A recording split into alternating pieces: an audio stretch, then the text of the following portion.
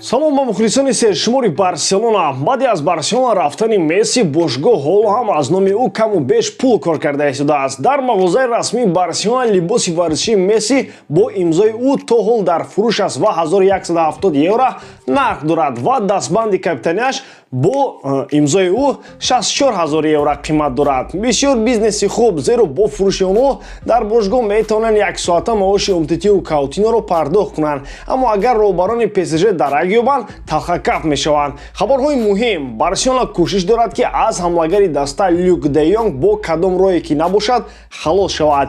Варианти ягона иҷора ба Кадис аст. Барселона тасмим гирифтааст ки Юсуф Демирро ба дастаи Рапид баргардонад, зеро ба ин бозингар ниёз надорад. Барса мехоҳад ки канори чап ва рости муҳофизаи дастаро пурқувват намояд ва Гая аз Валенсия ҳадафи асосии бошгоҳ дар ин мавқеъ қарор гирифтааст. ФЕРРАН ТОРЕС расман бозингари Барселона шуд. Ҳама ин хабарҳо дар барномаи имрӯза. Дӯстон, аз мо мисли ҳар вақта лайк ва дар канал обуна шудан, аз мо бошад ҳар рӯз видеои нав баровардан. Акнун дар ягон ҷо поза ёнбошро гиред, мо бошад сар мекунем. Дӯстон, чӣ хеле ки медонем, ба ғайр аз чемпионати Англия дигар ҳамаи чемпионатҳо ба танаффуси зимистона рафтанд ва имрӯз моро ду бозии беҳтарин дар Англия интизор аст. Челси бо Брайтон ва Брентфорд бо Манчестер Сити. Оё шогирдони Гвардиола метавонанд аз мағлубияти Ливерпул аз Лестер истифода бурда мавқеи худро дар ҷои якум мустаҳкам намоянд? Тамошои бозиҳоро бо 1x метавонед ҷолибтар кунед. Регистратсияи осон, пур кардани маблағ аз тамоми гӯшаву канори дунё, вале аз ҳама муҳим, бонус то $100 дар аввалин пардохт бо промокоди БАРСЕЛОНА. Ҳамаи маълумотҳо дар комментария. Ба ҳама муваффақият. ҳамлагари Барселона Люк де Йонг дигар ба сармураббии даста хави лозим нест ва дар бошгоҳ мехоҳанд ки ҳарчи зудтар Люк дастаро тарк кунад. Аллакай ба Люк де Йонг хабар доданд ки дастаи Кадис мехоҳад ӯро ба иҷора бигирад, вале де Йонг намехоҳад ки ба чунин дастаи сатҳаш паст гузариш намояд. Барселона ба ӯ гуфтааст ки агар дастаро тарк накунад, дар соли оянда умуман ворди майдон намегардад ва агенташро хабардор карданд ки то моҳи январ вариантҳои ба дигар даста рафтани футболбозро омӯзад. Айни замони ягона талабгори ҳамлагар фақат Кадис мебошад. Люк де Йонг шояд ҳамлагари хуб аст, аммо на барои топ дастаҳое мисли Барселона. Дар Барселона ҳамагӣ як гол ба дарвозаи Леванте задаасту халос ва ҳатто Роналд Кумане ки ӯро ба Барса оварду гуфт ки дар ҷаримагоҳ Люк де Йонг аз Неймар дида зуртар аст, на ҳамеша ӯро дар ҳайати асосӣ мегузошт. Чӣ гуна ба овардани Люк де Йонг дар бошгоҳ розӣ шуданд, ман ҳайронам, зеро худи Куман як қадам дуртар аз истеъфо буд бо натиҷаҳои нишонdoдааш, вале бозам гапи ӯро қонун донистам ва як ҳамлагари нодаркорро ба Барса оварда маош доданд. ҳамлагари канории Барселона Юсуф Демир ки аз дастаи Рапиди Австрия ба иҷора гирифта шудааст, эҳтимолан дар моҳи январ ба Рапид бармегардад, зеро дар Барселона тасмим гирифтанд ки шартномаи ӯро харидорӣ накунанд.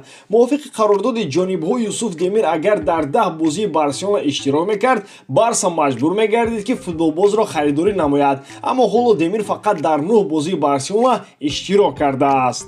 Демир агар ба Рапид баргардад ҳам шубанок аст ки он ҷо боқӣ монад, зеро якчанд дастаҳои аврупоӣ хоҳишманди гузариши ӯ ҳастанд. Ба назари роҳбарияти Барселона 10 миллион евро барои Юсуф пардохт кардан маблағи гарон аст ва ба ҳамин хотир ӯро бармегардонанд. Аммо ивазкунандаҳои ӯ низ дар мактаби Барселона зиёданд: Ферран Юдгла, Ахумач, Абде Эзалзули. Рафтани Демир талаффути бузург намешавад, вале монданаш ҳам зарар намекард, зеро маълум нест ки боз чанд бозингари Барселона дар ин мавсим ҷароҳат мебардорад. Барселона мехоҳад ки баъд аз анҷоми мавсими имсола канори чап ва рости хатти дифои дастаро пурқувват намояд. Тибқи хабарҳо хави дигар ба муҳофизатгари канори рости даста Сержино Дес эътимод надорад ва ӯро дар даста Нусаир Мазрауӣ аз Аякс ё ки Сезар Аспиликуэта аз Челси иваз менамоянд. ҳадафи асосии Барселона барои канори чап Хосе Гая аз дастаи Валенсия аст ки бо директори Барселона муносибатҳои хуб дорад ва ба хави низ бозии ӯ писанд аст. шартномаи Гая то тобистони соли 2023 муҳлат дорад ва Валенсия мехоҳад ки ӯро баъди анҷоми мавсими имсола ба фурӯш гузорад, то ки бо гузашти як сол Гая Валенсияро ройгон тарк накунад. сабаби асосии харидорӣ намудани Гая Жорди Алба аст ки вақтҳои охир сатҳи бозиаш хеле паст фаромадааст. Дар 10 соле ки Алба дар Барселона аст, ягон мувозиятгаре пайдо нашуд ки бо ӯ рақобат карда тавонад ва ӯро аз ҳайати асосӣ маҳрум созад. Вале сину сол ҳам нақши муҳимро мебозад ва дар 3-4 бозӣ Алба ҳамагӣ яктоашро дар сатҳи олӣ мегузаронад ва ивазкунандаи ӯро пайдо кардан фикри хуб аст. ҳамлагари Манчестер Сити ФЕРРАН ТОРЕС дирӯз дар шаҳри Барселона қарор дошт ва аз ташхиси тиббӣ бо барор гузашт. Сабаби дер расман эълон кардани трансфери Торес он аст ки Манчестер Сити то ҳол ҳуҷҷатҳои заруриро ба Барселона равон накарда буд ва Барселона низ бояд шартномаи Торесро тавре созад ки ба талаботҳои фейрплеи Ла Лига ҷавобгӯ мебуд. Аммо ин мушкилиҳо ҳалли худро пайдо карданд ва Барса расман трансфери ӯро дар сомонаҳои иҷтимоӣ эълон намуд. Хотиррасон менамоем ки Торес ба маблағи 55 миллион евро ба Барселона гузариш намуд ва 10 миллион еврои дигар ҳамчун мукофотпулӣ дар оянда ба суратҳисоби Сити мегузаронанд.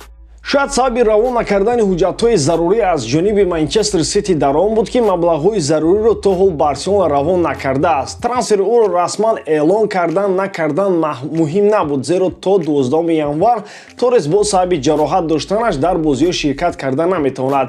Гап сари он меравад ки бо чунин маблағи калон харидорӣ намудани Торес чӣ натиҷа медода бошад, зеро бо тайбони Барселона дилхоҳ футболбози касбӣ касаливу инвалид мешавад. Шумо дар бораи омадани ФЕРРАН ТОРЕС чӣ фикр доред дӯстон? Ҳатман фикрҳои худро дар комментария нависед.